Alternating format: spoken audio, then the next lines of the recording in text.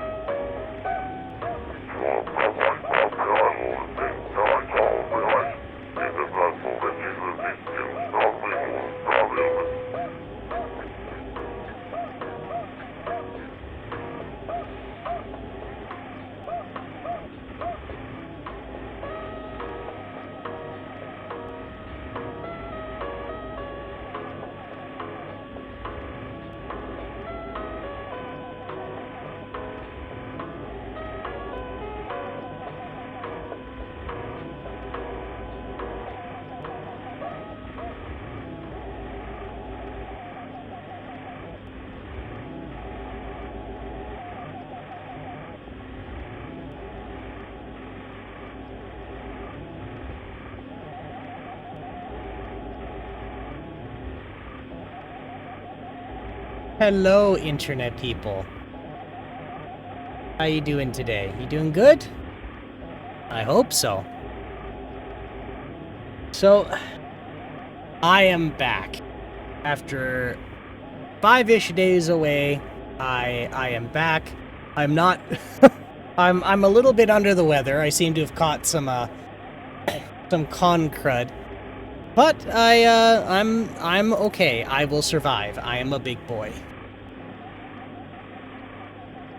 So, because I've kind of been trying to nurse whatever it is I caught, I decided to have a little bit of a low-key stream today. Actually, it might not even go that long. I personally feel like going for 2 hours, but if I feel like a champion at the 2-hour mark, I might keep going past my original projection, instead of the standard 4 hours. But enough stalling here. I've been kind of itching to try this new controller out. I'll talk about it more once we get started. Yeah.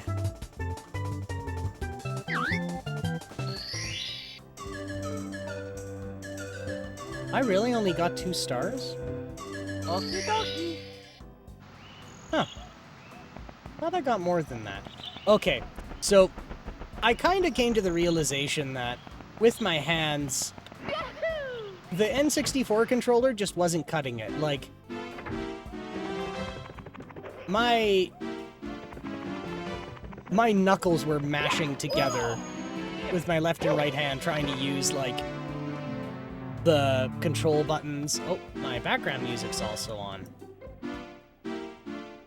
There we go. Yeah, just trying to use, like, the face buttons, A, B, and the C buttons, and the joystick just was not working. I ended up, like, smashing my knuckles together on my left and right hand. So, I did find somebody's made a, oh, let's see if there's a company on it. No, there isn't.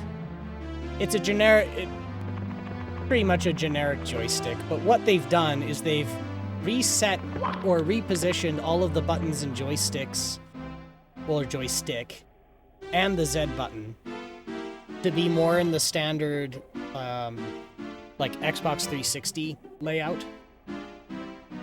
Well, Xbox 360 is not a good example because it's got 2 joysticks.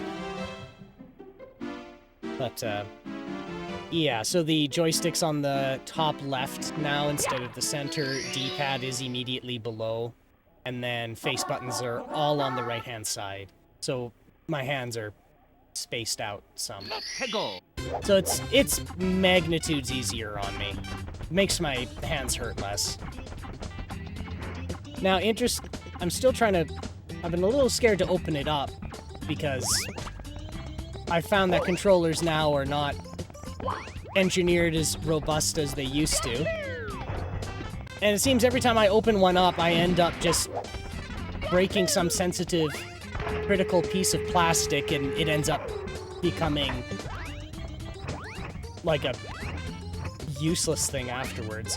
But this joystick is very interesting to hold. Well,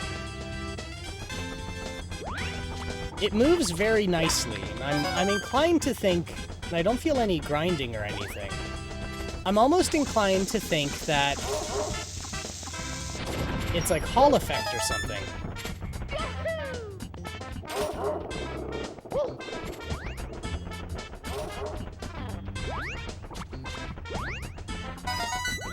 I don't know why I'm grabbing these.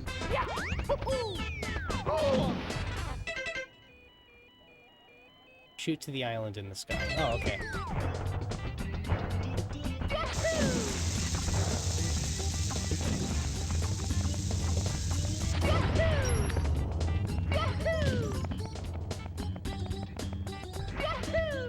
So I had a generally good time at my conference. So I don't know if anybody follows me on Mastodon at all, but I went to Las Vegas to a cybersecurity conference, or more likely, excuse me, more specifically a hackers conference called DEF CON. First time I've ever gone. My feelings are a little lukewarm on it, to be honest, but I can't be... Oh, that would have been bad. I was a little lukewarm on my experience there, but I think if I actually went with friends and had things to do and actually felt safe and well, I probably would have enjoyed it more. But yes, if anyone's followed me on Mastodon, they'd also see that I picked the worst hotel in Las Vegas. And they also gave me, I wouldn't say it's the worst room, but they did not give me, it wasn't great. I'll just say it wasn't great. My beautiful view of Las Vegas was a giant swamp cooler HVAC system. Which, I mean, isn't... what did they want again? 8 red coins. I mean, it's not the worst thing. But, I mean... I would have appreciated a view of the strip. But yes, the average person would not be happy with that view. I thought it was neat.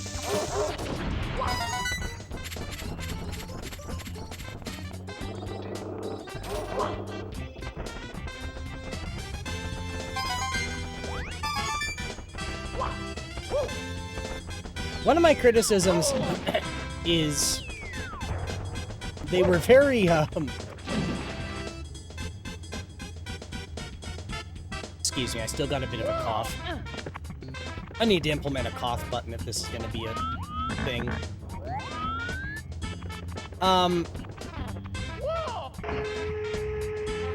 I guess this is the first year DEF CON had also went from masks mandatory to masks optional. And, I guess people interpreted masks optional to mean no masks. Which was very unfortunate for me, because that meant I could not find, for the life of me, a single goddamn mask. Which irritated me. I mean, I wouldn't say I wouldn't say I'm immunocompromised, but... I mean, with nerds comes asthma. So...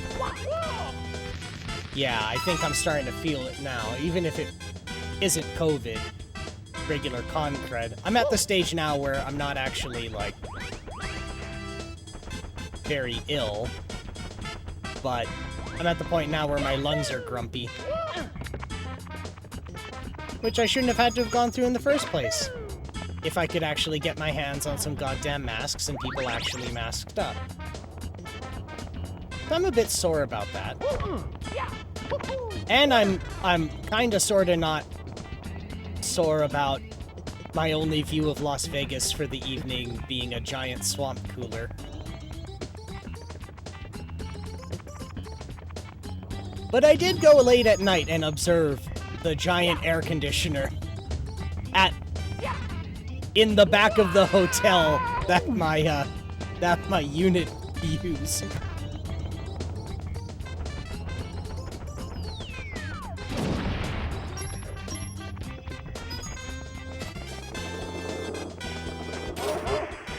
Yes, this controller is much nicer on my hands. I'm a very happy boy right now.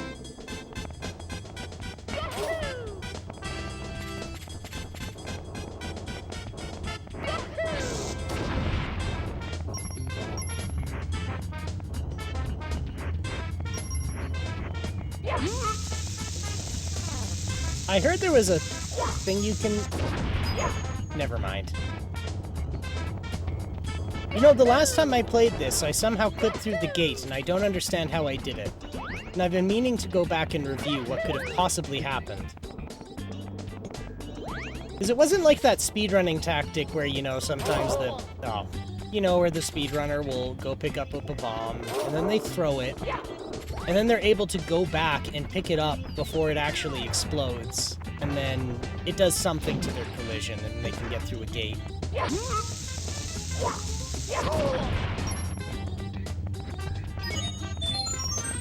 But no, it wasn't that.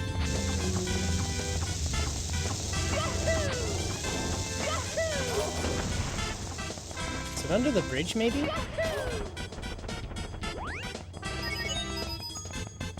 Where would the last one be? So we checked the top of the tree. Oh yeah, we went to the island, grabbed the one at the top of the tree already. Oh, it's on the top of this post. No. No, we grabbed it already. Where the hell is it? I need some health.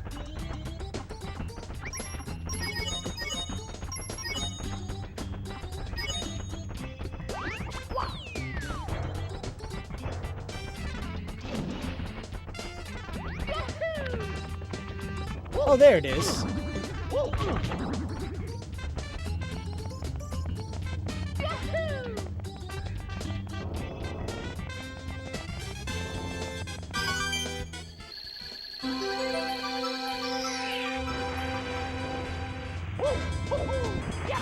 Yeah.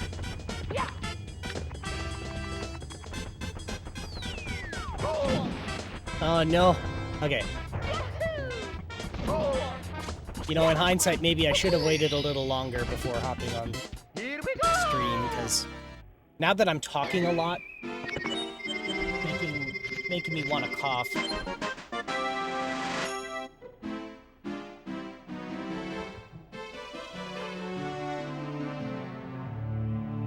I don't know why I got Fruitopia to drink today. I don't even like Fruitopia.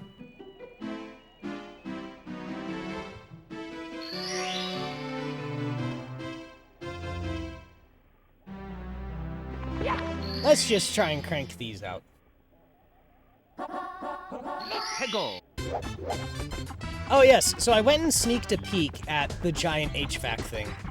What was this? Mario Wings to the Sky. Oh no, so I can't do this one.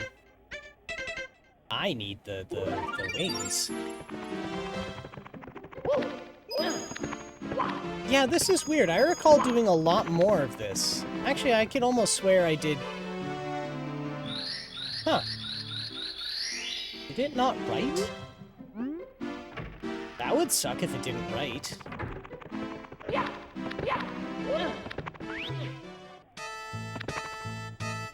Yeah.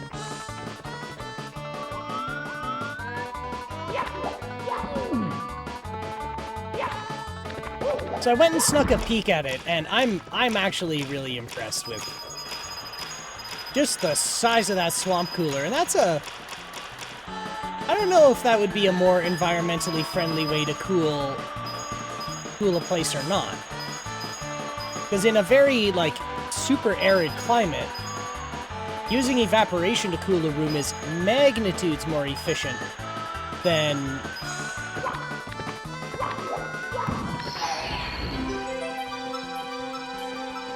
is like magnitudes like more efficient than trying to use a refrigeration system. But yes, what they were doing was most of that machine, if you saw it on Mastodon, was these, like, it looked like what it actually looked like was the hot end of an air conditioning unit, where all the compressed gas would go to this, like, big square radiator to be to have air blown through it to transfer the heat from the compressed refrigerant out into the open air. But when you go look at it at ground level, it's actually a big pile of I don't want to say rags, but basically it's a special mesh and screening that's been, like, is completely and continuously doused in water as air's blowing by it. And that's enough to cool down the air, and they can use that and have the refrigerant, like, they can use a heat pump, I should say, to get the, like, to capture that, and then they put that into the hotel instead. Now, I'm not sure if that's more environmentally friendly or not, because, I mean, in a desert, or a very arid climate, evaporating water to cool down is very efficient, but because it's very arid, that means there's not a lot of water to spare in the first place. So, where would you do that? Can you just dig deep enough and you hit water, or what? Ah, damn it.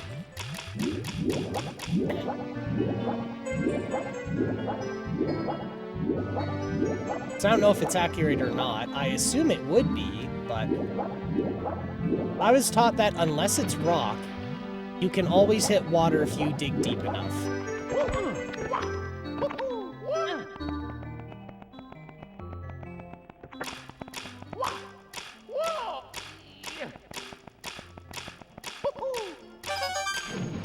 I don't know how I did that.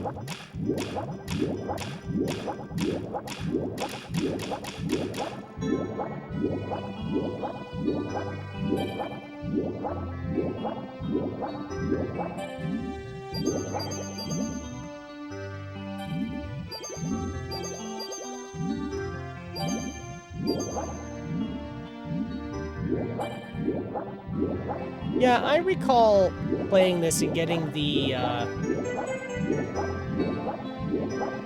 wing cap. Like I'm remembering that quite vividly. So it must not have saved.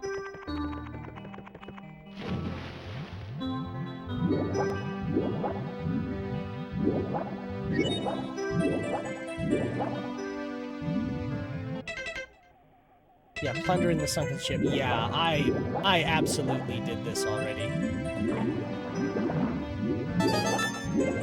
That's frustrating.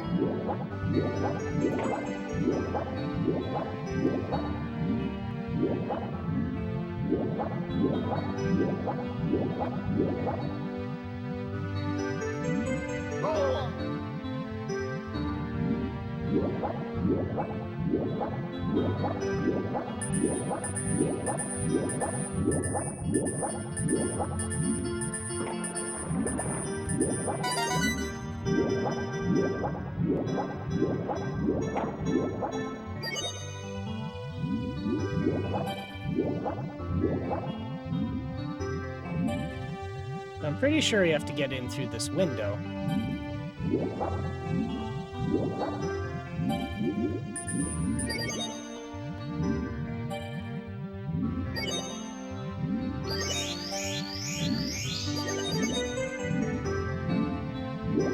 Unless there's a hole in the hull. No, there isn't, so I do have to get into that window.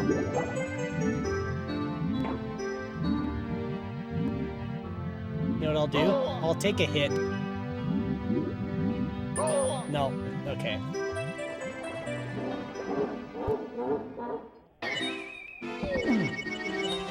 Mamma mia!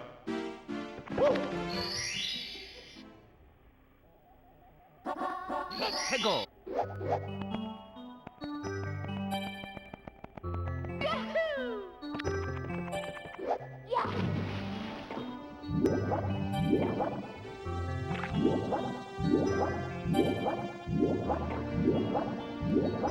Unless it's just a matter of I have to wait it out.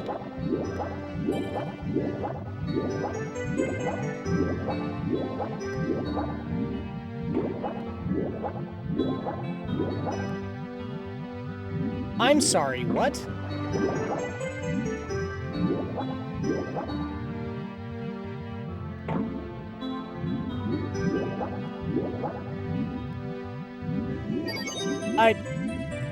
I don't know what that is, but I'm gonna take it.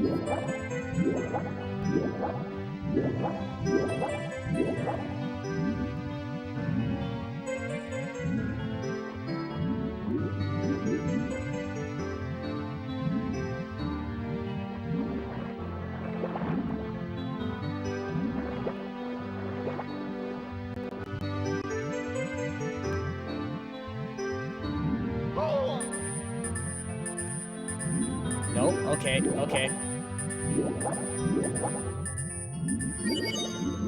So it's plundering the sunken ship. Okay, so how did I get this...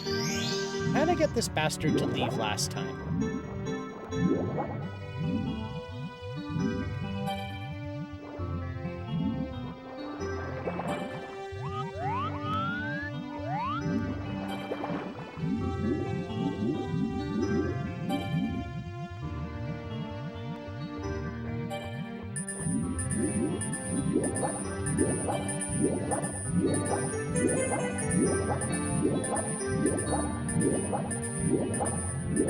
Uh-oh. Uh-oh. No, we're okay. That was close. That was really close. Oh.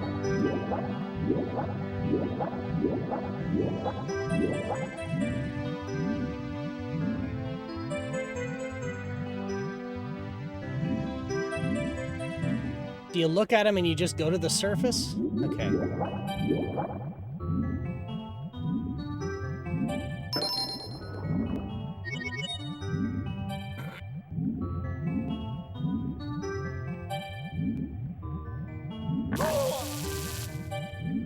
Alright, and that closes up again.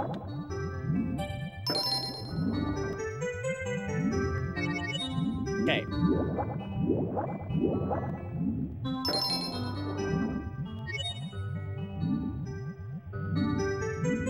So unfortunately, I really wish I could say I did something really cool and exciting at this conference, but I really didn't. Everything I wanted to do, I couldn't do because it was always packed up to the rafters. Which is apparently a hell of a thing to say, because I guess this convention had to get a larger venue.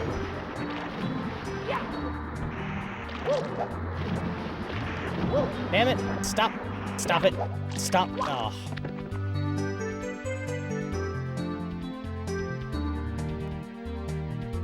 Because apparently this convention had to get a larger venue just because of the amount of people who were coming. And even then it was still way too packed for my comfort.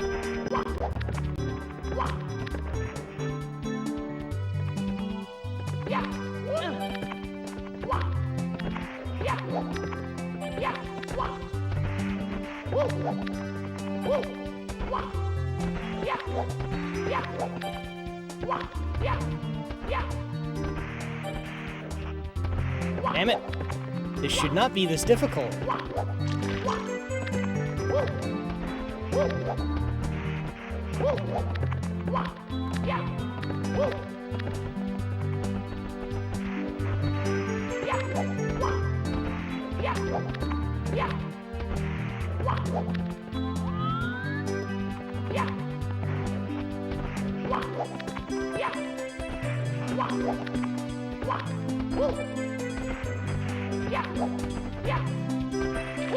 He's just not grabbing onto the edges. Come on.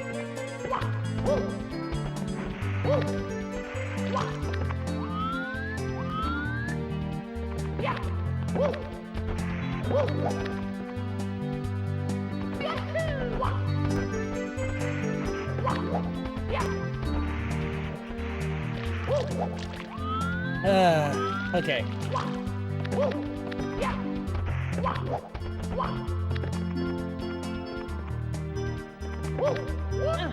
I did get to see a big, apparently infamous Taco Bell, which is a weird thing to say, where it's like, what'd you do in Las Vegas? I went to Taco Bell. Like, oh man, that's an experience. And it's like, well, I'll say. There was a dance floor. One thing I really did appreciate, though, was what they did to make it look a little funner in there was they had these, like this bank of slushy machines. And each slushy machine was a flavor. So what they did is they extended the tank that's used for the slushy machine and got these like 10 or 12-inch diameter clear pipes. And they used those as the tanks and ran them all the way up to the ceiling. Then they used some like black lights underneath. And then they also used aerators. And so these extended slushy juice tanks were also basically functional decorations in this Taco Bell. But basically it was acting as a nightclub, which is... That's messed up to me, but then again, this is Las Vegas we're talking about. I wasn't having it. I don't dance. When I go to like a club, I basically just have big grandpa energy. I just go find a comfy spot in the corner and I sit down and I watch everyone else have fun, and that makes me happy. It makes me happy that I'm around people who are happy with what's going on. I've done my... What am I trying to say here? I've paid my youth dues. This is weird mini golf game. Oh, did it not... Wait a minute, did it not write? Did it not write in? Oh, for fuck's sake. Oh, it nicked... What the hell? What the hell happened? Oh, shit. I know exactly what happened. And hey, Sunfall, how are you?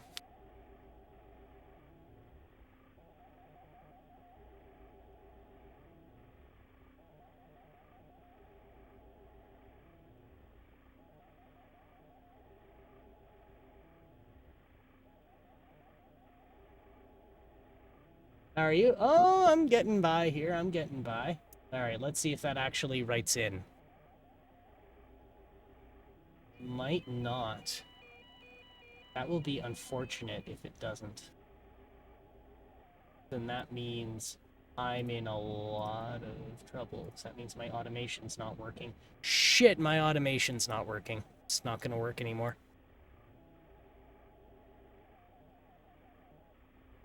Alright, I'm doing it manually. That's why it didn't update. Okay. Yeah, I did it by hand. Thank you. I have a dedicated server to do this work, and I've been relying on it a bit much.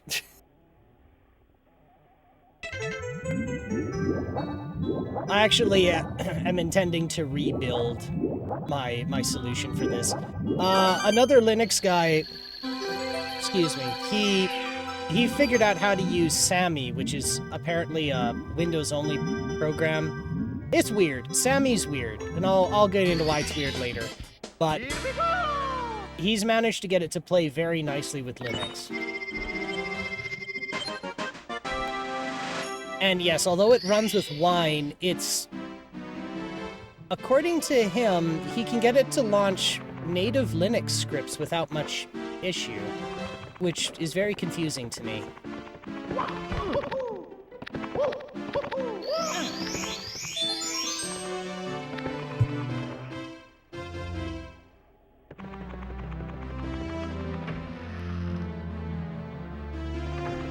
All right. So I decided, since I'm shaking off some con crud, to just stick with something easy and not very brain intensive, which is Super Mario 64 today. Now, Let's go. so I have a confession, Sunfall. I could not get to see Absinthe. Lost Wages? Oh, Lost Wages indeed. I could not get to see Absinthe, unfortunately. Not only was it showing at times that I couldn't get there, even if I could, they wanted about, I think it was like 150, 175 American to see it, and my budget was just too tight for that. Well, also, speaking of Lost Wages, my budget went out the window. But don't worry, I was chatting with some family, and they, as an aside, felt like going to Vegas one of these days. So I'm probably going to go back. And that's one of the things I want to bring up, is seeing what you recommended. Because I did actually see some billboards for it. And I have a good idea as to what it is, and it does pique my interest. Now, speaking of costs there, so I got a little, I got taken to the cleaners a little bit. Not because of gambling, but, I learned that there's something called a resort fee. So, the total cost for my room and an airplane ticket was about 800 Canadian. But when I got to the hotel to pick up my key, they then informed me that there was an additional, oh, come on. an additional 300 and some American in resort fees, which means that my $800 travel package is now about $1,500. So I thought, oh shit. So I had to be very frugal while I was there.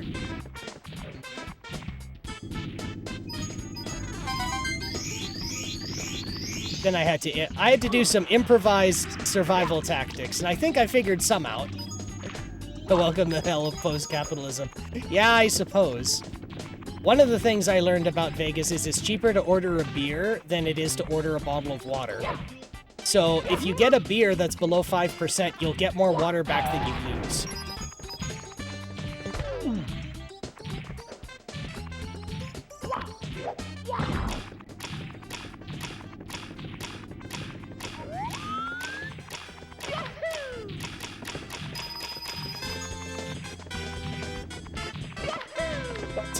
Yeah, I had a lukewarm experience at the convention, but I think I might go again if there's, like, friends going with me. It's, yes, they have a whole bunch of really cool workshops, and they have some really informative talks, but the talks are free. After the convention is over, and most of the workshops I wanted to go into required pre-registration, or they required, I'm confused as to why you had to pay anything for this, given that it was for work. I tied it into my work, but when I originally wanted to go, it was when I didn't have a job. So,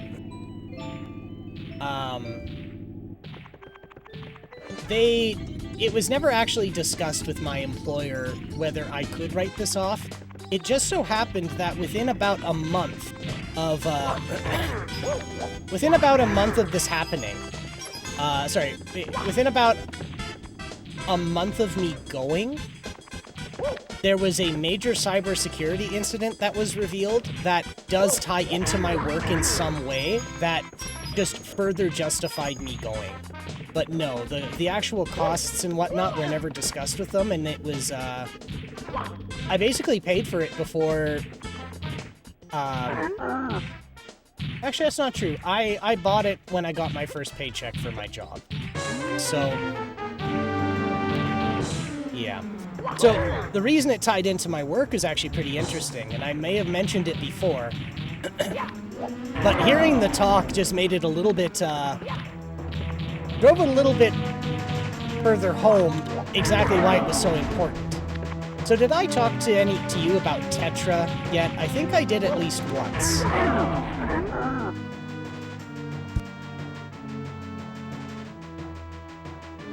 Yeah.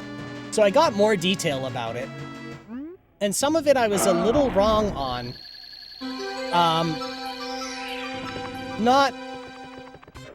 Well, I'd say it's moderately wrong, but not moderately wrong as in what I said was harmful, just moderately wrong as in, what I thought it was and what I was told it was is actually a lot nicer than what it actually is. Basically, when I said that there's a secret command that reduces the encryption algorithm for Tetra down to the point where it's vestigial, I thought it was the attacker had to send the command. Well, what the speech showed was that it was engineered from the ground up by the creators of the protocol, that the command is sent internally to do it. And what they're doing is, it's not that you issue a command and it drops the encryption down. It's, while it's setting up the encrypted connection, it secretly truncates the 80-bit encryption key to 32 bits, and then works with the first 32 bits of the 80-bit encryption key, but then userland is told that it's using all 80. So it's not that you can send a command to downgrade, it's that everyone is downgraded to that no matter what you do. Which is a lot, yeah, that is way worse. And hearing like members of the EU and hearing the organization that invented Tetra try and downplay it is very bad. To the top of the fortress. So the part that I don't know whether to be like upset or just laugh. But hearing this, well, I was about to say hacker group, but it's not a hacker ring. It's a this is an organization who like does cybersecurity research for the industrial sector. And when they revealed this stuff, the first thing this governing body said was, "Oh, well, they're just trying to get attention." They're like, "Well, no, we're not. This is bad, and this is why it's bad." So then the organization pivoted to, okay, well, they got their 20 minutes of fame, but they had to use special hacking equipment to do it. And so this organization, this hacking group or cybersecurity company said, well, no, we're using off-the-shelf components. Like, oh, well, they used a very special supercomputer to break the encryption key. It's like, no, we used a 1080 Ti and like a 5-year-old computer. And eventually, this just kept happening over and over again to the point where this organization finally said, okay, well, you know what? The 32-bit encryption was fine in the year 2000 when it was implemented, and they shouldn't complain about it. And so I got to see them with a video demonstration where they took their exact, like, their testing suite, where they were seeing, like, how to break this encryption, how it all worked, how to capture Tetra communications over the air, and, like, you know, get the encryption key out of it. They decided to test it on a, what was the machine? It was a Toshiba Satellite from 1998, running Windows 98. And they demonstrated on video that they could break the encryption key in 14 hours with a home laptop from 1998, which means that not only is the encryption key not acceptable now, where it can be cracked in 5 minutes, it wasn't acceptable in the year 2000 because a 2-year-old laptop could have broken it in 15 minutes. So the reason that this ties into my work is SCADA, which is, oofers magoofers is a good way to put it. And so part of my work is industrial automation now, and so Tetra is used by SCADA, which is a way to, like, shoot into the wild blue, is one of the technologies used to collect data from sensors out in the field.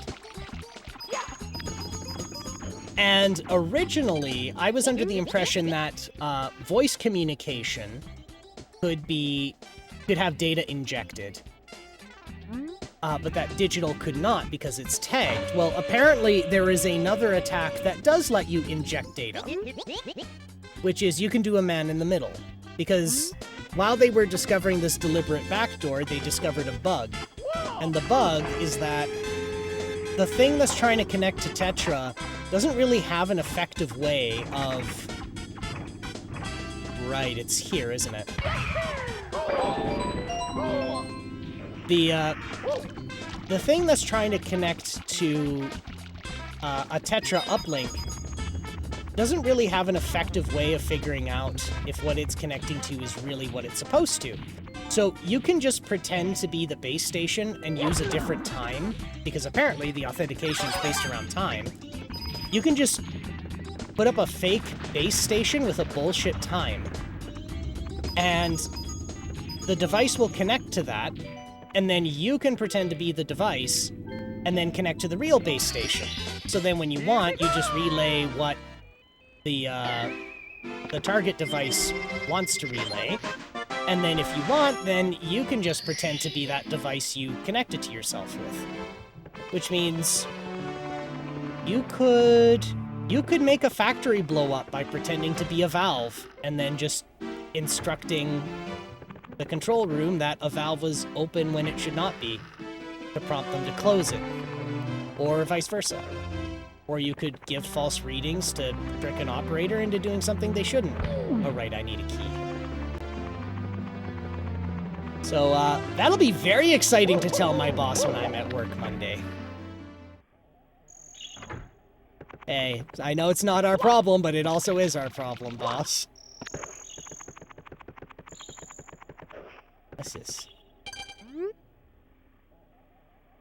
Okay, the Boozer Super Shot. But yeah, basically I learned that the actual point of DEF CON is to rub shoulders with other nerds and try and get business dealings and ins for a job.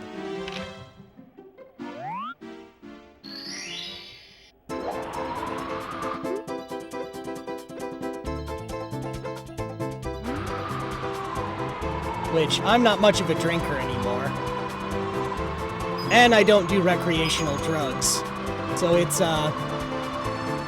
an experience.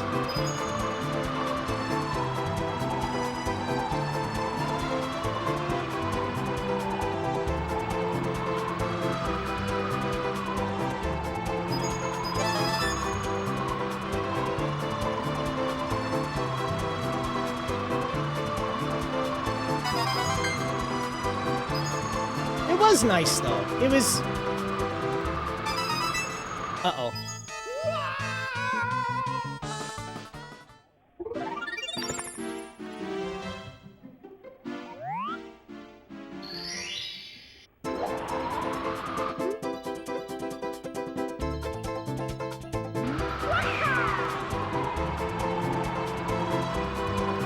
There were some really cool competitions going on.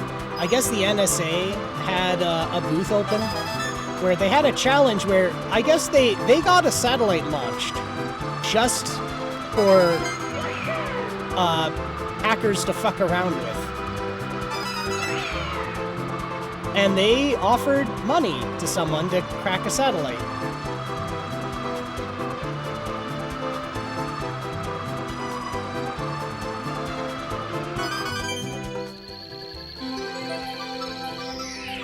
And somebody had a multi-user dungeon. That was nice.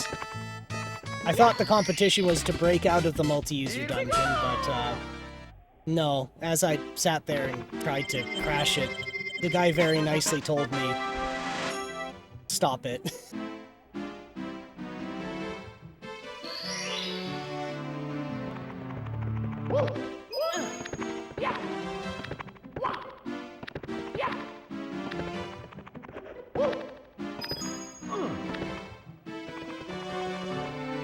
Oh my god.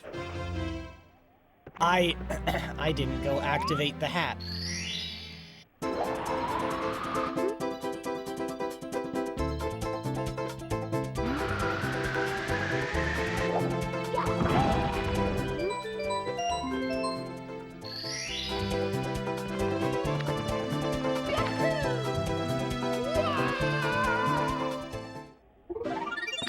I've always been interested in DEF CON, but I can't stand Las Vegas. I went once for work and once for family, and I'm not likely to go back.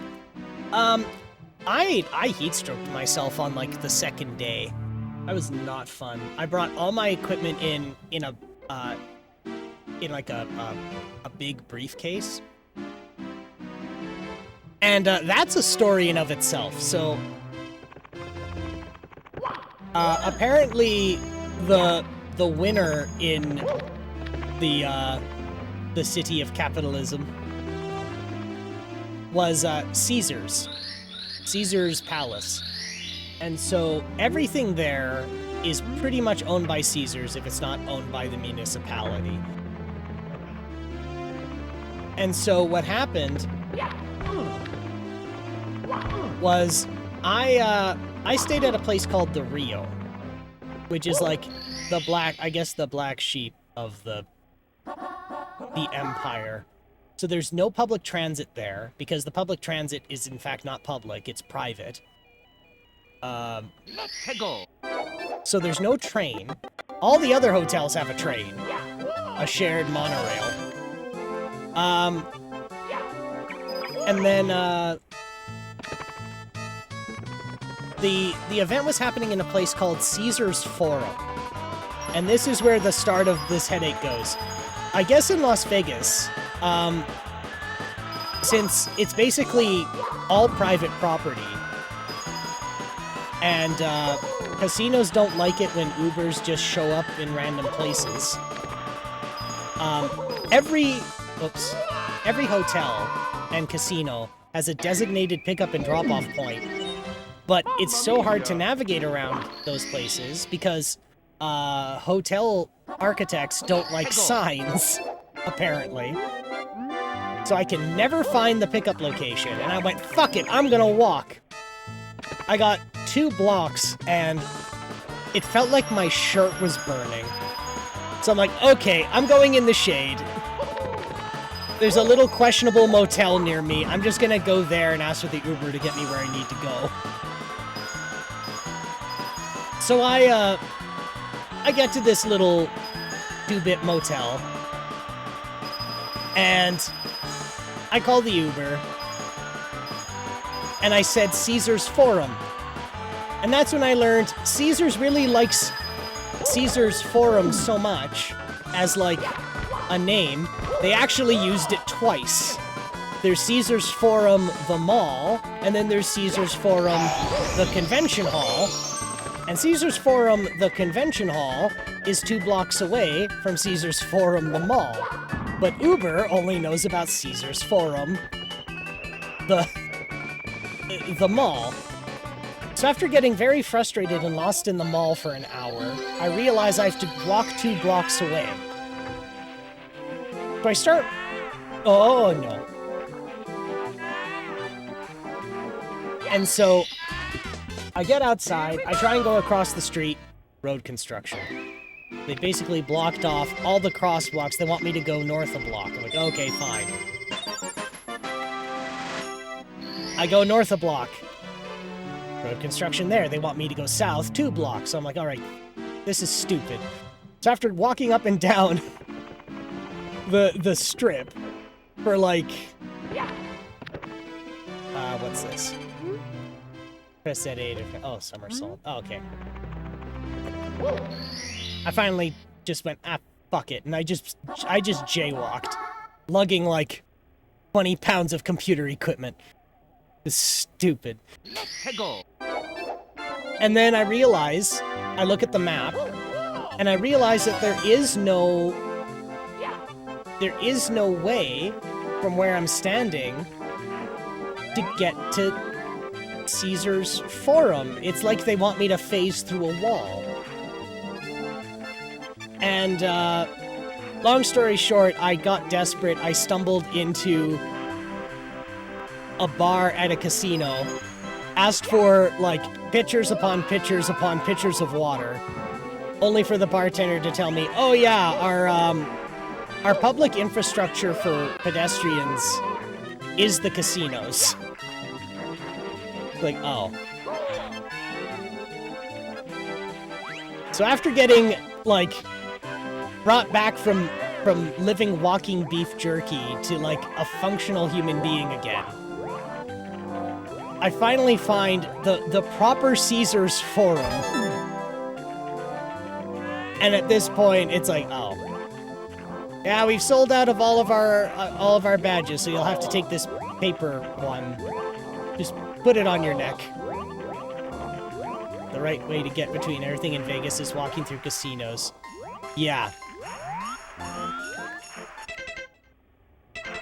Is not. I did not enjoy that very much. And unfortunately, what's really annoying is because it's a critical part of pedestrian infrastructure, there are no pedestrian maps that show you the inside of the casinos that doesn't require you to juggle like 4 paper maps that the casinos give you. So that made me very unhappy. But at that point I learned, I actually made friends with a guy who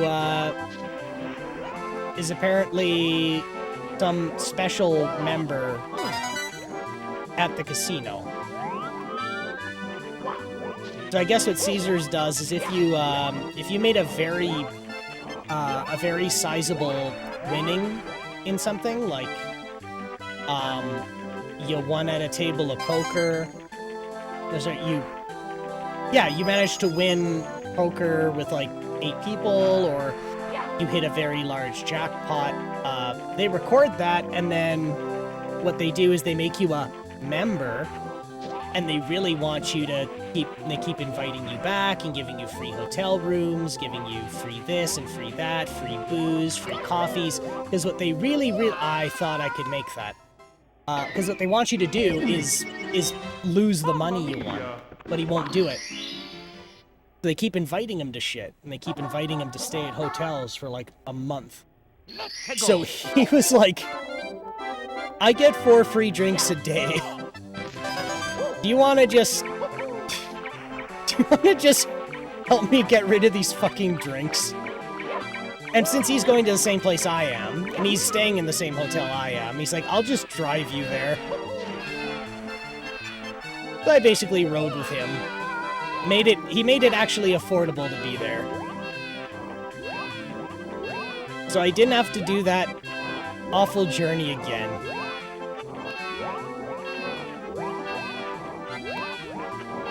But I did get to see a big air conditioner, which I think is really cool. And I didn't mean to pun, but I'm gonna own it. And I think that was a good pun. I like how that's my only real highlight. I went to Las Vegas and I saw a big air conditioner.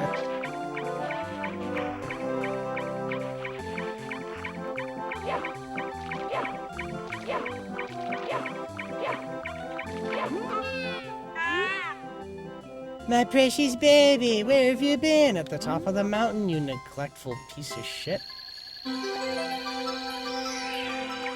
There we go.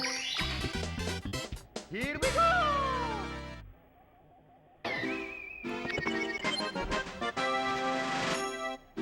Then the guy taught me how to play video poker in a way that won't bankrupt me and gets me a drink that isn't water. The water there's not very good. Let's go! No, it is not.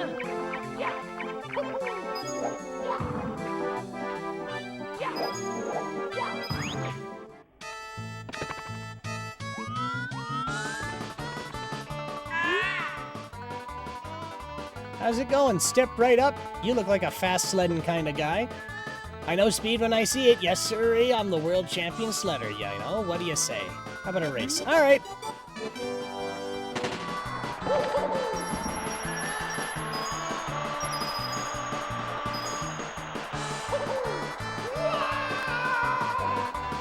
Oh. I almost pulled off something amazing on accident.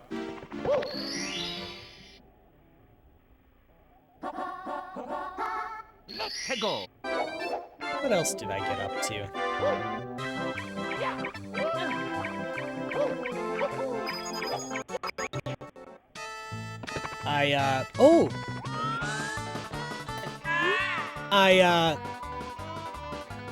There was a lot of these, I mentioned before, there was a lot of these challenges that they encourage you to do, and if you succeed in them, they give you these special character strings called flags, and you can redeem them for things.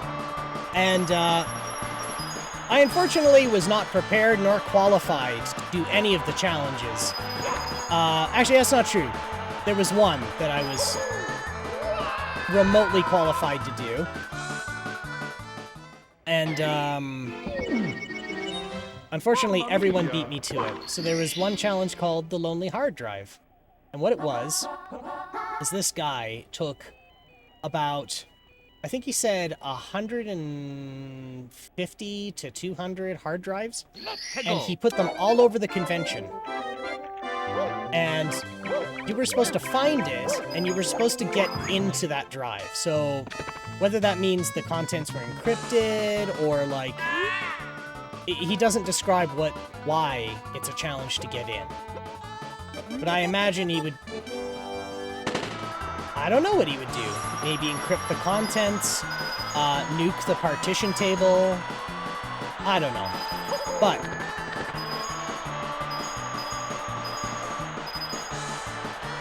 get out of here, bud.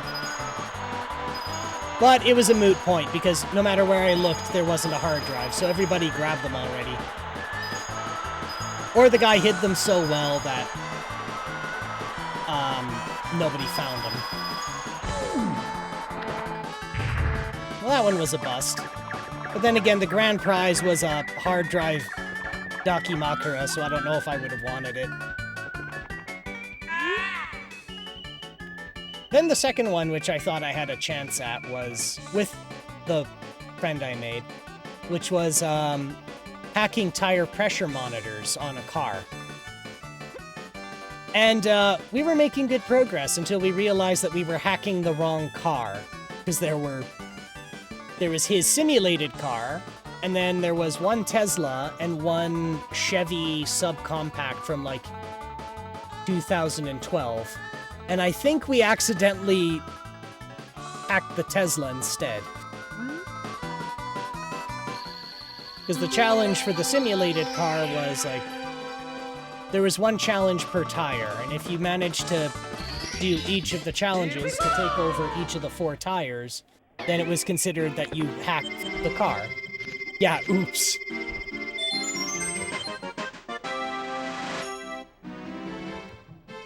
Well, I was actually, with the buddy I made friends with, I was chatting with him, and he was just info dumping me about tire pressure monitors.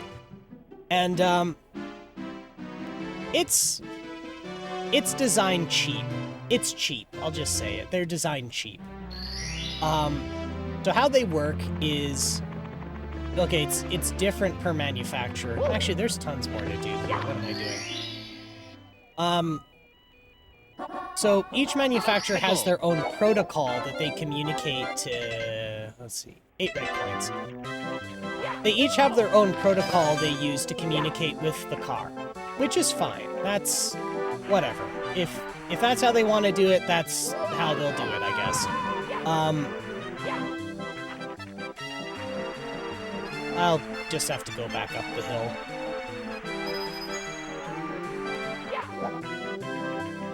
And so, the thing is, even though the protocol is proprietary, the contents are unencrypted. And the primary reason the contents are unencrypted is that these radios, microcontrollers with onboard radios, have to fit in the valve stem of your car, and by law, they have to run for a certain amount of years. And the problem is, you just can't run an encryption algorithm on the microcontroller of those monitors. If you do, either it needs a substantially larger battery, which makes the valve stem too big, or which makes it too big to fit in the valve stem, or they only last for like 2 years. Or you'd need to get a cryptographic coprocessor or ASIC or something. But how are you going to fit that in there? And that's more power to use too. But something needs to be done about it. And so what they demonstrated, or what this buddy I made demonstrated, was that you could use a tire pressure monitor to track a car. And how you would do it is, because each tire pressure monitor has a unique ID, usually it's like 6 to 8 bytes, and each car has 4 of them. You could pair like, if you were tracking a car, you wouldn't always need a camera on them anymore. You just needed radios in a grid all over town, which isn't that hard to do. Or at minimum, at, like, certain, like, points of interest on, like, a network of roads. And then from there, you could... Okay, so that's 3 coins.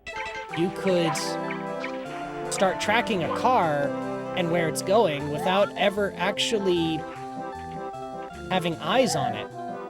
You could have ears on it instead. And the guy was planning on doing that to cops.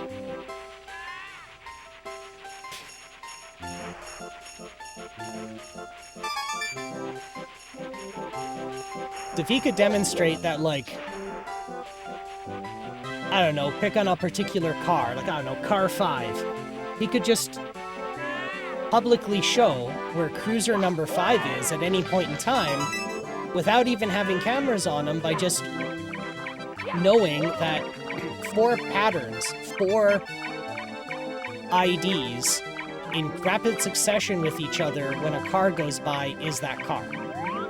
Actually, you wouldn't even need to identify the cars there. If you just saw TPMs with those 4 IDs broadcast at roughly the same time in that area, you know the car is there. You know, the car is now from 2007, 2008. Oh, dang. Yeah. They do only last...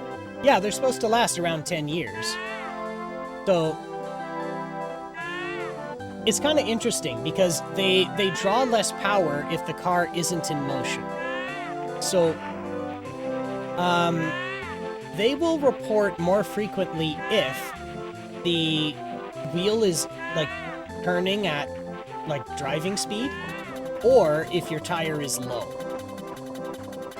So if your tire gets low, it'll start reporting to you more frequently what the tire pressure is, because it usually indicates that the tire pressure is dropping.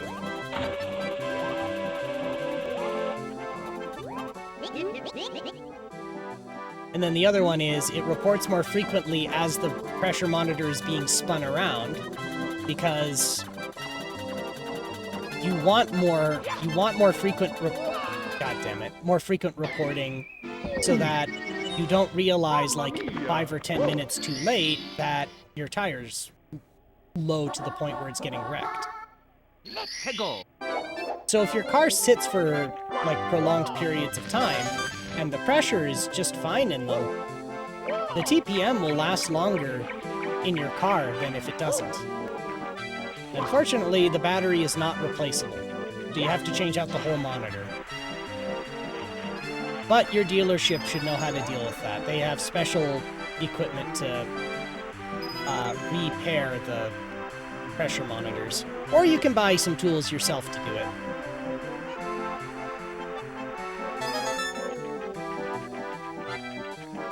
Is that 3? No, that was 2. Where's the third one?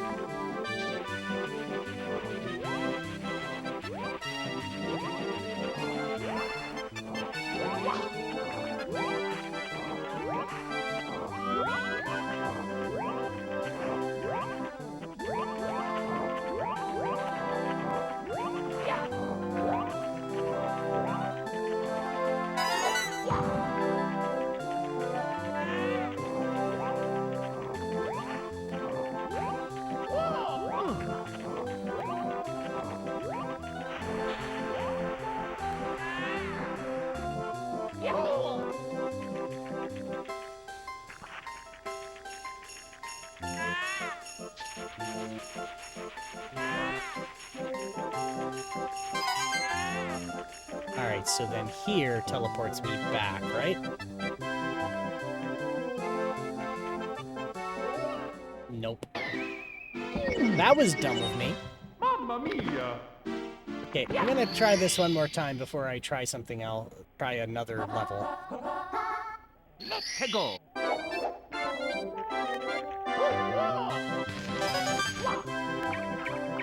I was really wanting to go into a... Wait, why did I do this?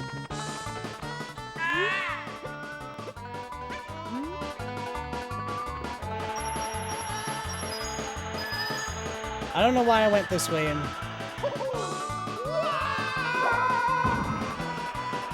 Yeah, you're right, it did, didn't it?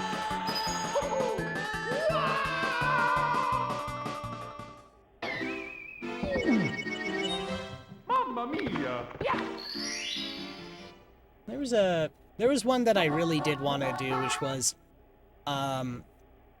it was a workshop on how to capture Peggle! firmware on embedded devices. So it showed you how to use the, nope, I'm not doing that again. So it basically taught you how to, like, use tools to, like, there's these special alligator clips you can buy, and they have electrical contacts on them. And they're used to attach, they're used to clamp onto surface mount ICs that are like 6 or 8 pin, like little EEPROMs. And I was kind of excited to do that one, but it was always packed when I wanted to go. But they gave you like they had a router, and the router was opened up, and they went, okay, so we're going to show you how to dump the firmware for this router from this EEPROM, and then how to decrypt it. If it is encrypted, what are some ways to decrypt it, and if you wanted to, how to, like, flash something else in. And, like, I've got tools to do that, it's just I don't have anything that's safe for me to fuck around with. I've seen them used... the main reason I have them is there are situations where... Oh, there's a point. There are situations, like, on certain laptops or desktops where, like, a BIOS flash goes really, really bad. And if you need to recover from it, you can sometimes use those tools to, like, just clip onto where the BIOS is and just flash something new in. Get it to boot and run again. Just like a last-ditch effort to save a machine from the landfill. Oh, I almost screwed that up.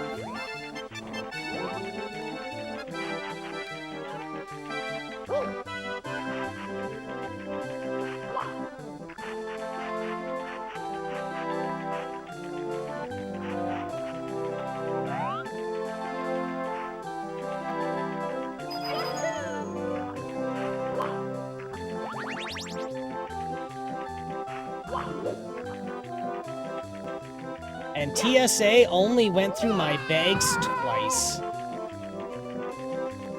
They border agents nearly confiscated my crimpers. Well, we came to a compromise.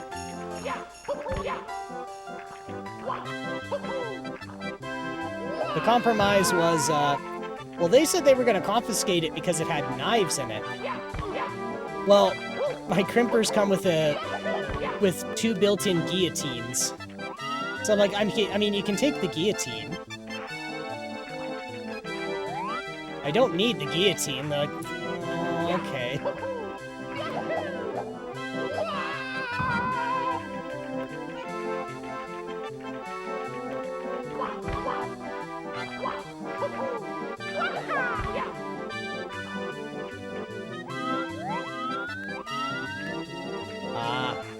They're playing with perspective.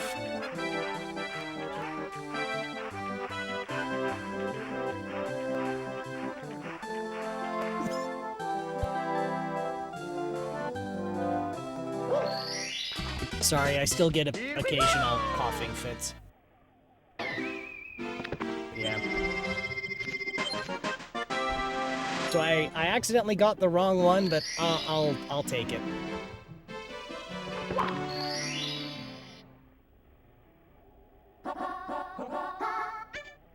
Let's go. Okay.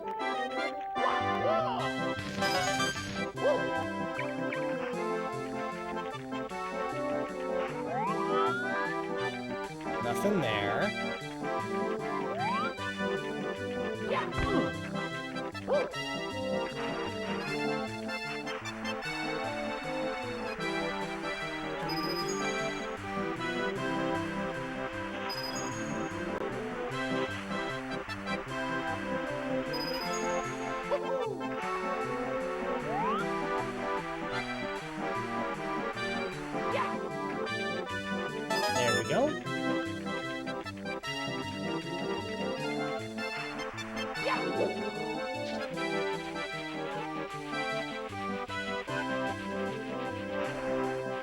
I think that was the first time ever that I got to play an honest-to-goodness multi-user dungeon. That I thought was neat.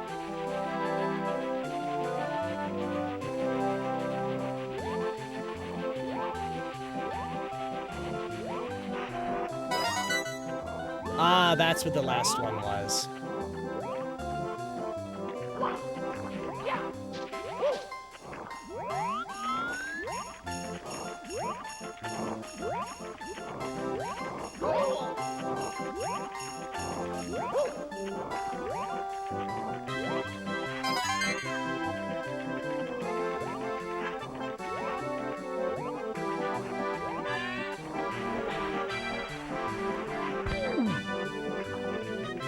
I was a mudder in the max in the 90s. I actually played on my main mud enough to become a wizard. So is that a class, or is that a designation of player?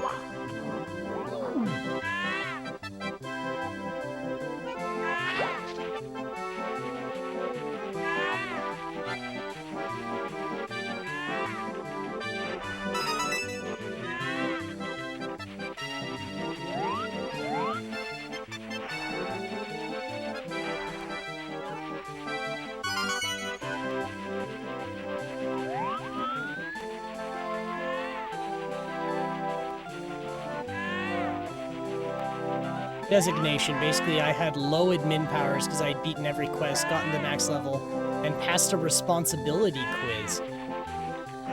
That is an accomplishment.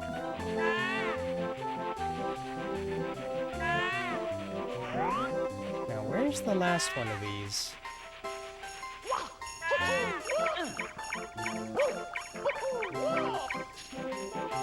Damn penguin pushed me off.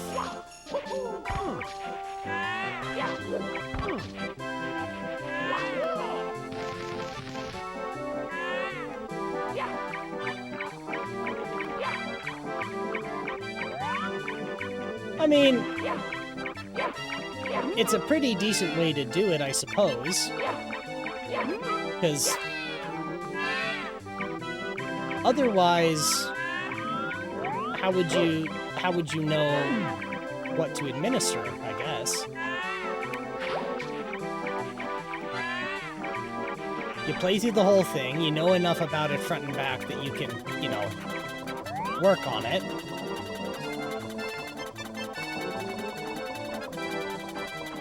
Okay, so no coin there.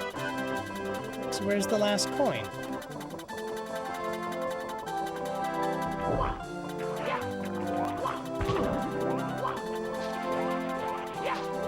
Sure, but the bias ends up being towards kids with too much time rather than people with actual responsibility. Ah, so you start getting some really boneheaded maneuvers done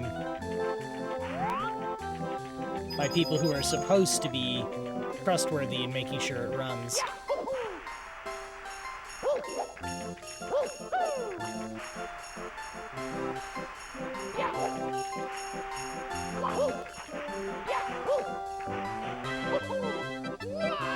No!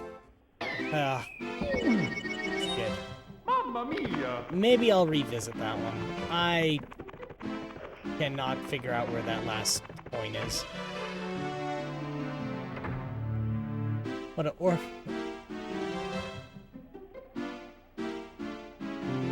No. No, I refuse.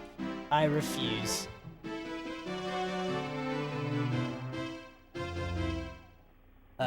Compatible.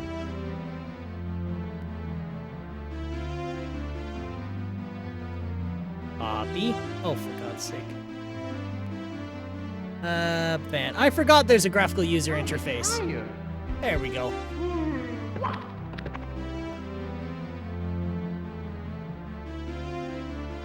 There we go. I was trying to use the IRC for it, but it was not auto-completing stuff for me.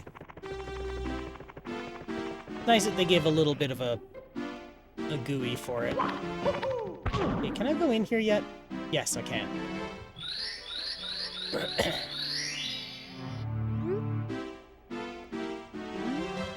Now, unfortunately, I don't get with the GUI, I don't think I get an option to leave notes as to why I banned someone.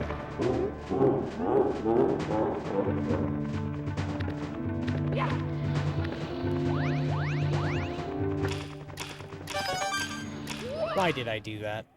Why did I do that? Mamma mia!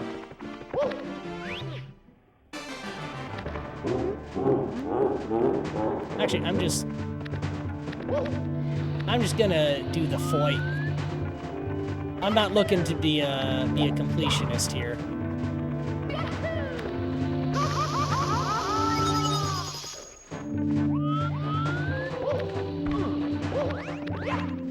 No.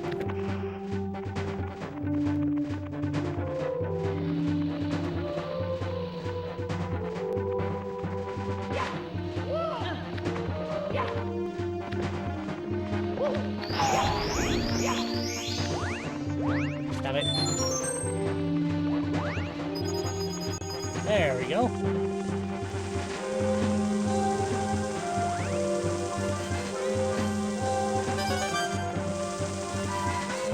Man, this controller is so much easier on my hands. I am having a very good time.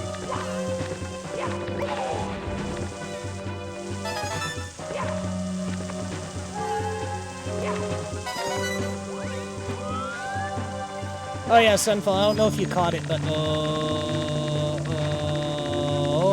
no.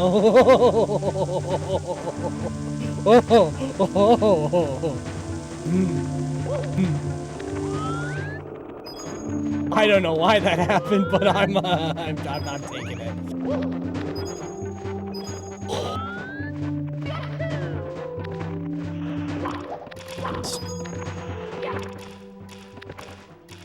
Damn it. I'm gonna take my rage out on you. And you. Actually, I could have used the 2 coins. Anyway, yes, so because I'm still trying to shake this crud out of me from the convention, I think I'm gonna go for only 2 hours tonight.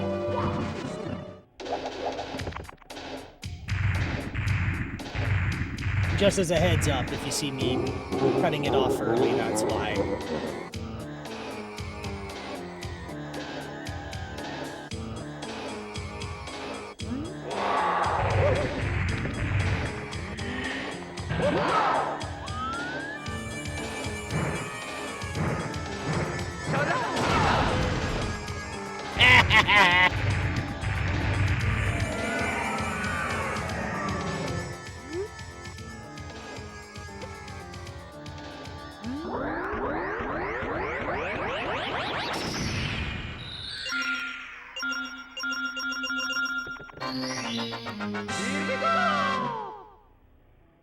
I just realized the RAM expansion works. So I bought I just caved and bought one of those 8 meg RAM expansions for this thing. And I never actually managed to test it before I left to Vegas. So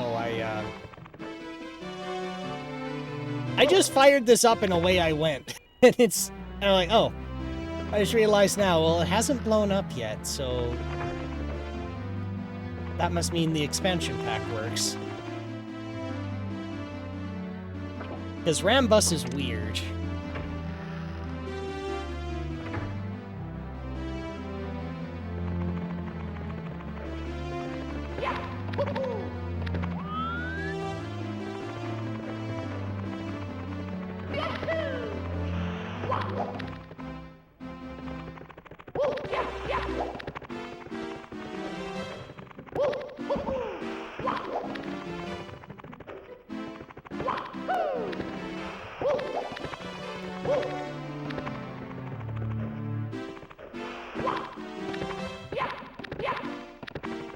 I've gone under here before. I just gotta remember how to do it.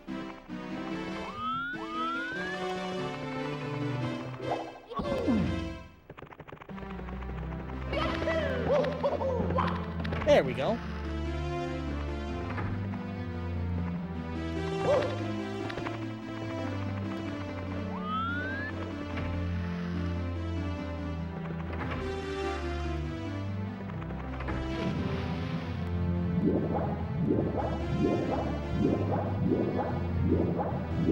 Rambus, insert Obi-Wan. Obi-Wan name, longtime scene images here. Yes. Rambus. It is weird, because, like, you have to put a jumper pack. So the jumper pack was apparently mandatory because I guess in Rambus, you must always operate in dual channel, or you have to place a terminator on a Rambus chip that you haven't paired with something else. And if you don't, then the bus is just free floating and then it shits the bed. At least that's how it was described to me. Jesus Christ, getting the jumper pack out was a nightmare.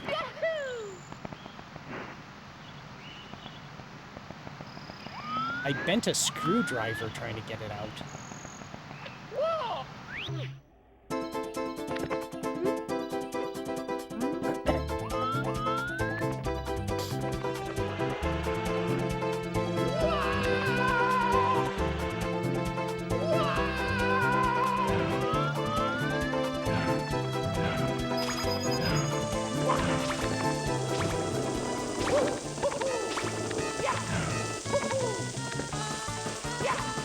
I mean, look, it was a cheap screwdriver, but the point still stands.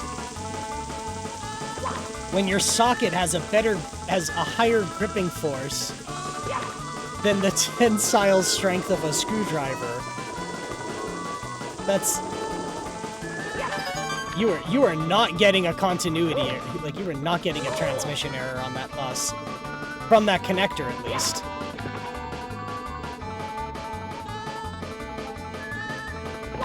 No, no, no.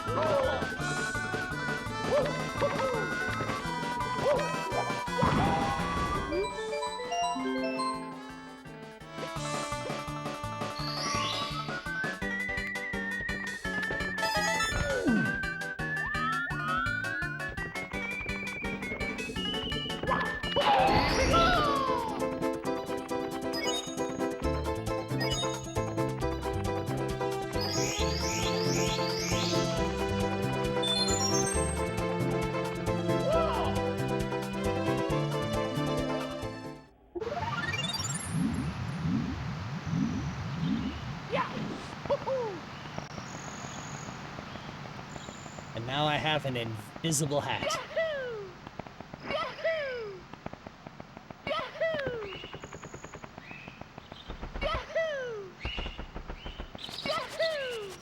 I like how they just decide if he's going faster than the running speed to just make his legs go faster. I just love that. So you could just make him go obscenely fast, and it's just funny to me.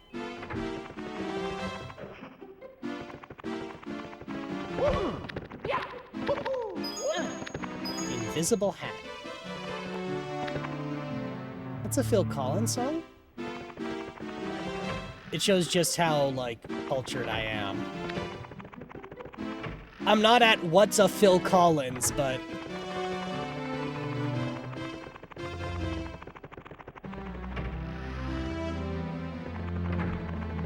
No, it's Invisible Touch. Same scansion, though. Ah. Hegel.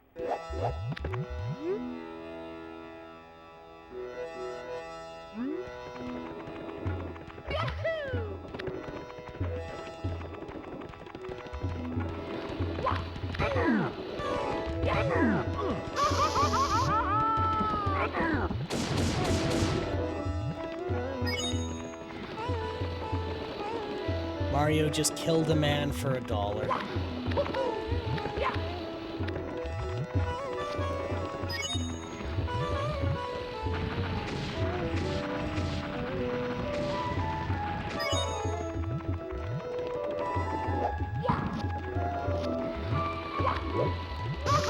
Right on top of it.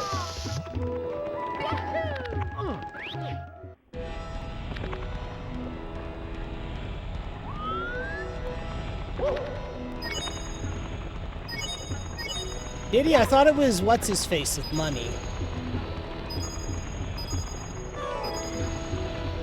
Cash! I thought it was Johnny Cash that killed a man in Reno.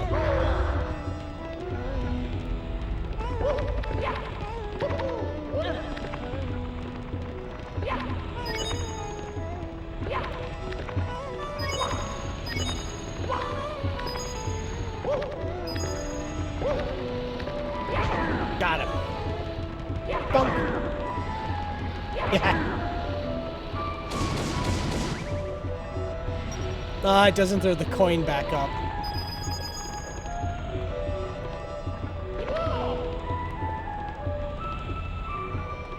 Yes, but you said Mario killed one for $1. That's a joke. I'm fumbling today. I get you. I get it. I get it. I understand. I understand the joke.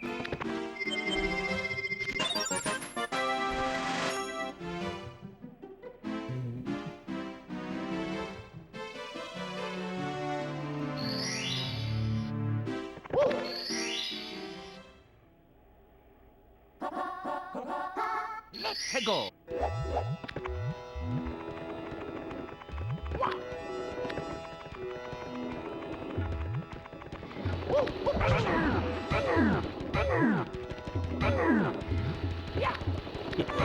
Stop.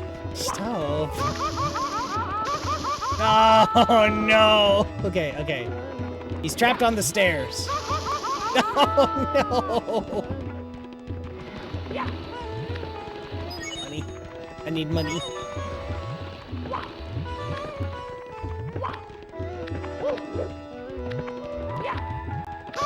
No.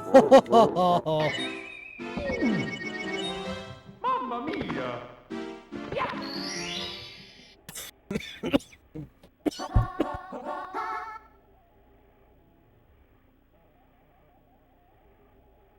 I'm okay. Go.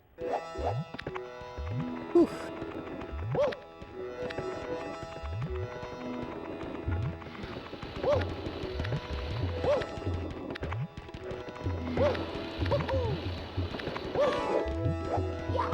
Okay. Get out of the larvar.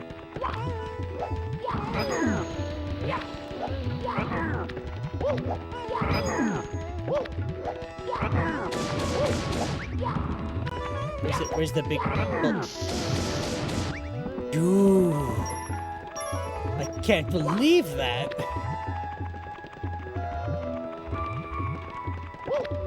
Oh no.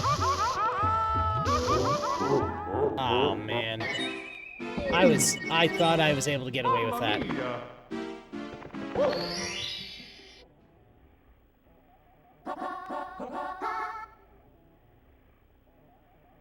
Let's go. That's recording too.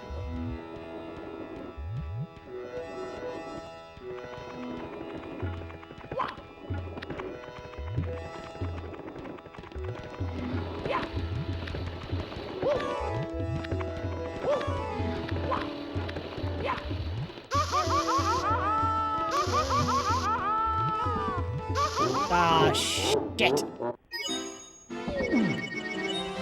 Mamma mia.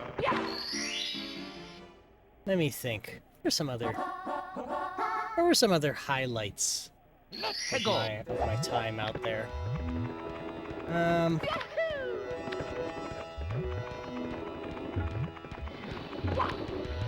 Well, I got lost in a mall,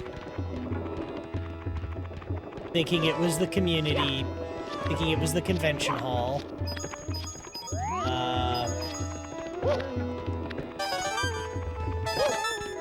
I did get to schmooze with a lot of people who are much smarter than I am.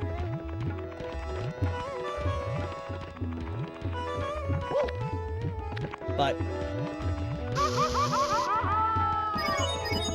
the secret I tend to tell people is,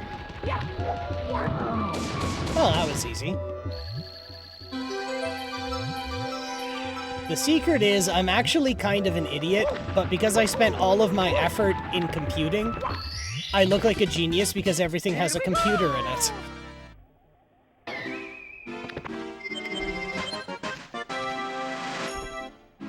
And if I don't understand something or I can't do it, I delegate it to a computer to do. Let's go.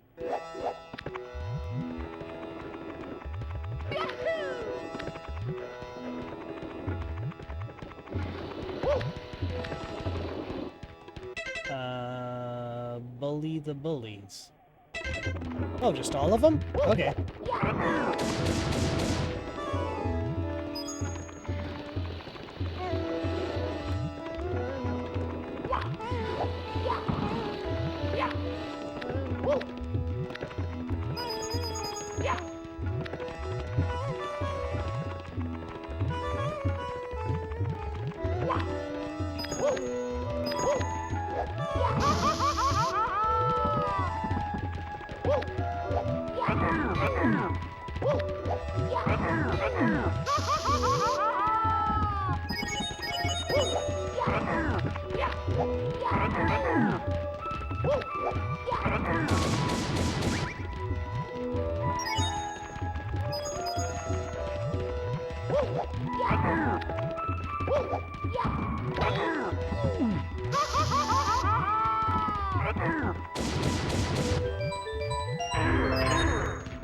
Oh, what did you... Okay, so I look away for a moment, and they pull a stunt like that. Oh my god. Here we go.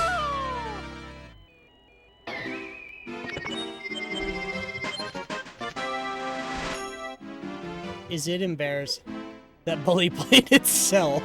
Yeah. It sure did. Oh my god.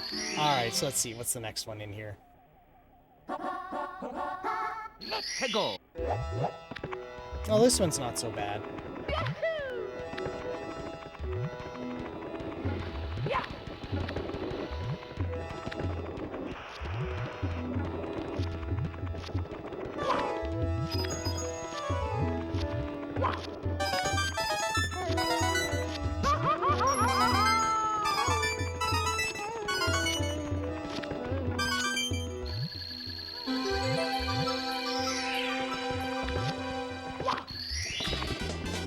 Here we go.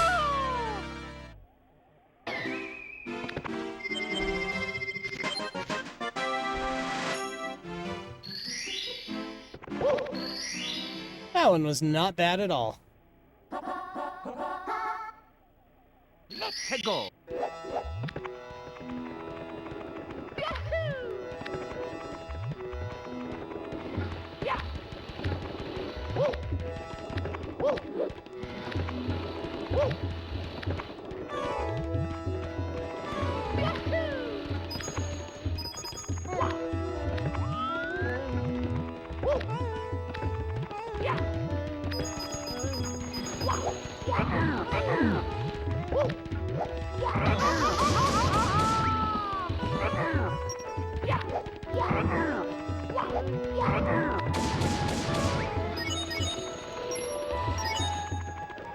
I like the little coin throw mechanic.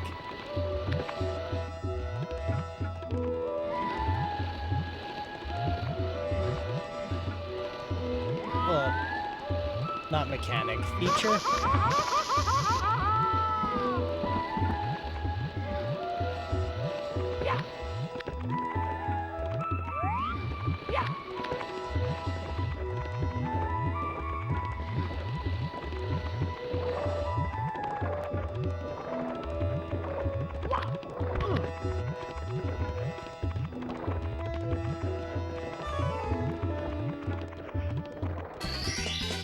Here we go.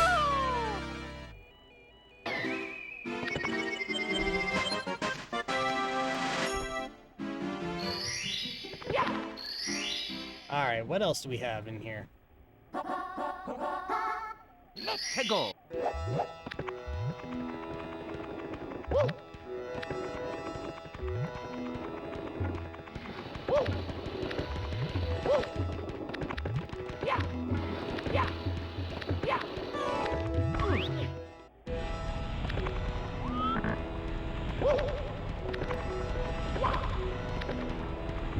There it is.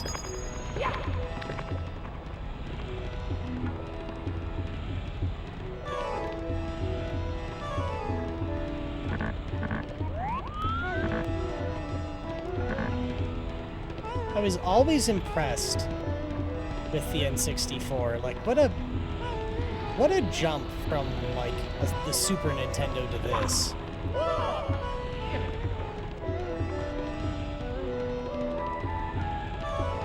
I mean, it's not much to sneeze at. It's like, it's not much really now, but...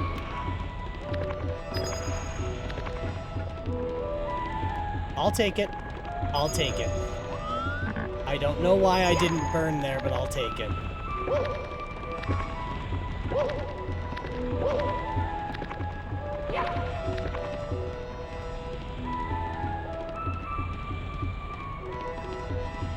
Is it embarrassing that I just got your Reno joke now?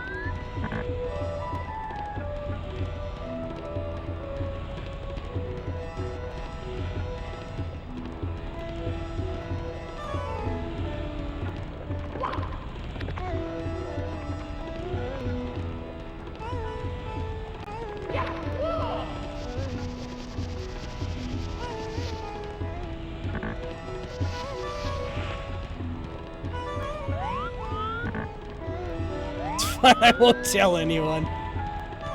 Besides, it'll take me a while to catch on that you did anyway.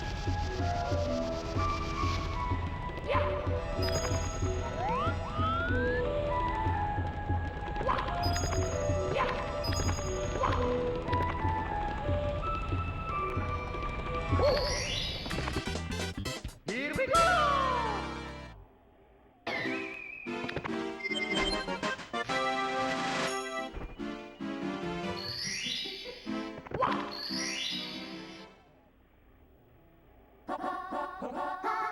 Oh, there's only 6 here. Let's go! Well, that's those done.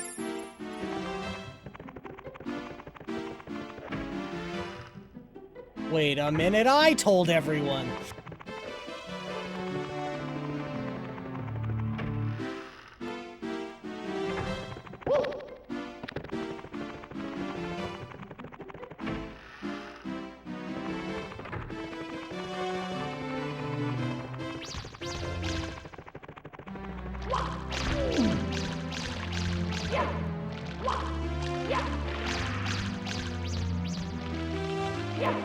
Yeah, I'm pretty sure I caught this rabbit already.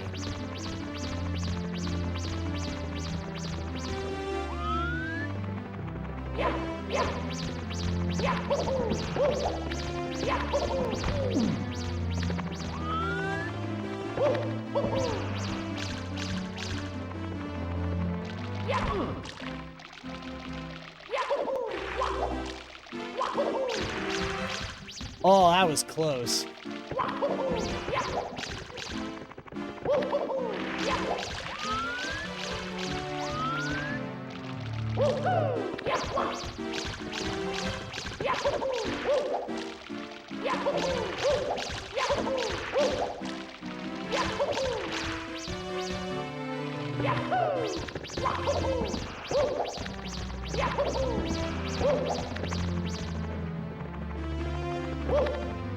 There we go.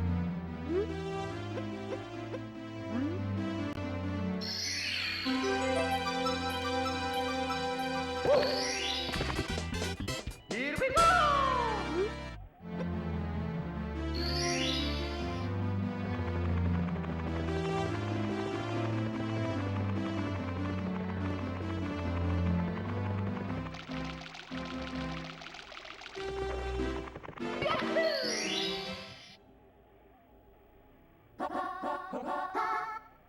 Let's go! Yeah.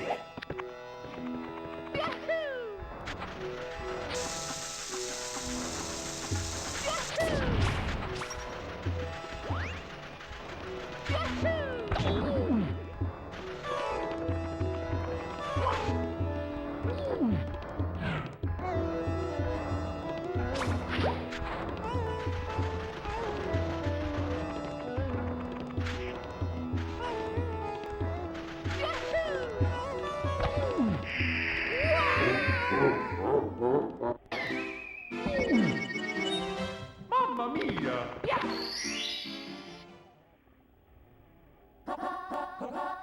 Let's go!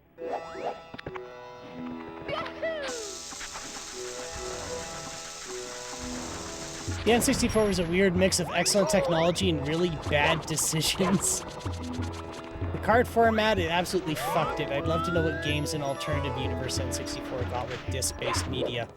Well, yeah, I was kind of bummed about the N64 DD flopping. So I thought that would have helped.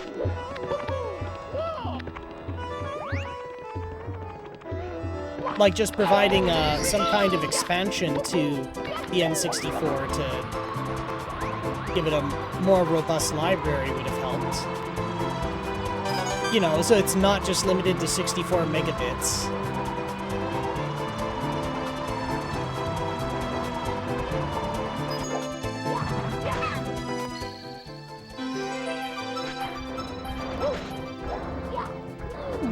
Oh, I fucked it.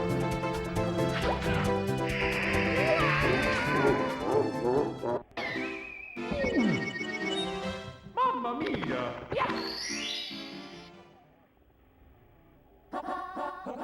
The Immortal Worlds of Johnny Mathis and Denise Williams. Too much, too little, too late. Hegel.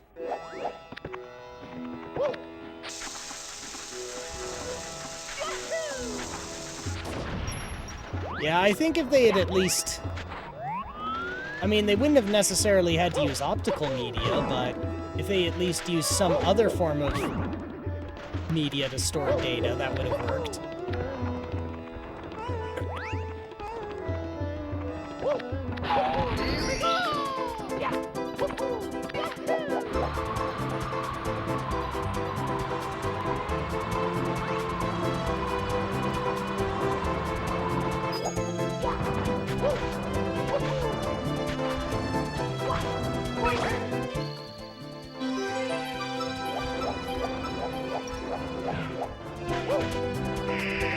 Damn it. Game over. You know, interestingly, we're at 1 hour 55. We're getting pretty close to wrapping it up. Actually, you know what? I think I can get another star in 5 minutes. Let's do it. Let's see what the fastest star is I can get. Yahoo! Yahoo! Yahoo! 1 star and then we'll pack it in.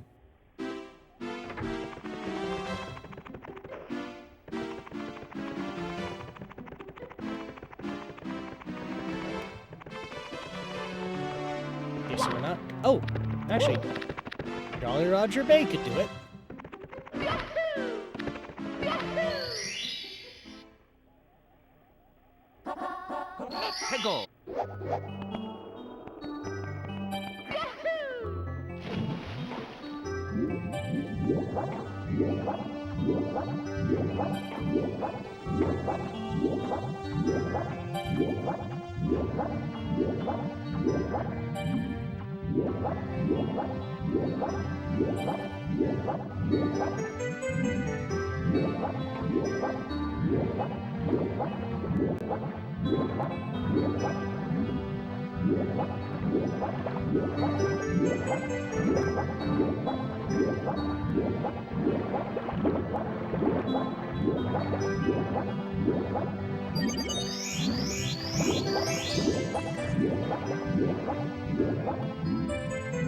Let's see if I can just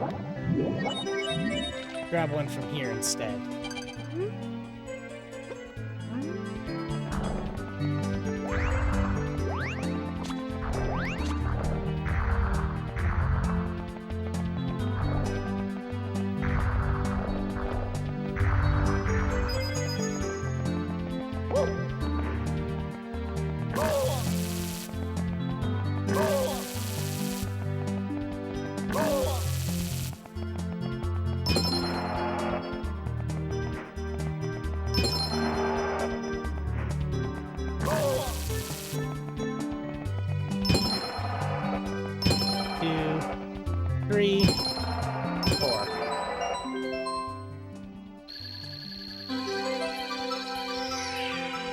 And there we go.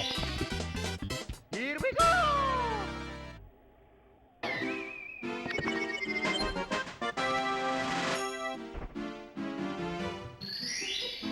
Yeah, it's kind of a bummer that way. It's interesting hearing mixed response. Like, I've heard people both call this a success and a flop of a console at the same time.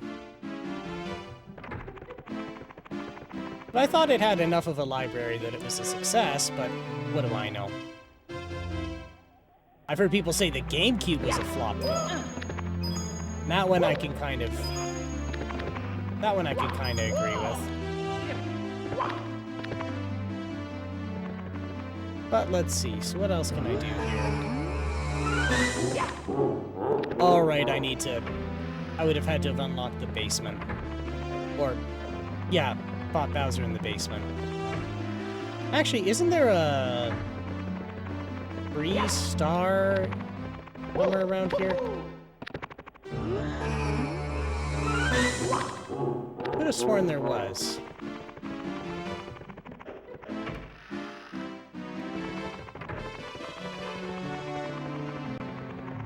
Like in a pool of mercury or something. Yeah. In here, this guy, I think, is like, hey, I found this in a ditch or something.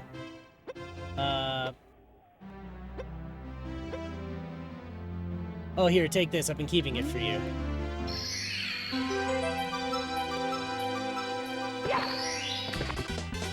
Here we go! There we go. Cool, cool. I think this is a good light stream. Ease back into it and make sure I don't, like, go bonkers till I get tired, and I don't want this I don't want this shit creeping back up on me. Hey, no problem, and thanks for swinging by. It's always fun to have someone to chat to, even if I don't catch their jokes. Anywho, let's switch on back to here for a minute. Well, so I guess to recap, we didn't really get too much done today, but that was by design. I'm still trying to figure out what to do for the golf challenge. I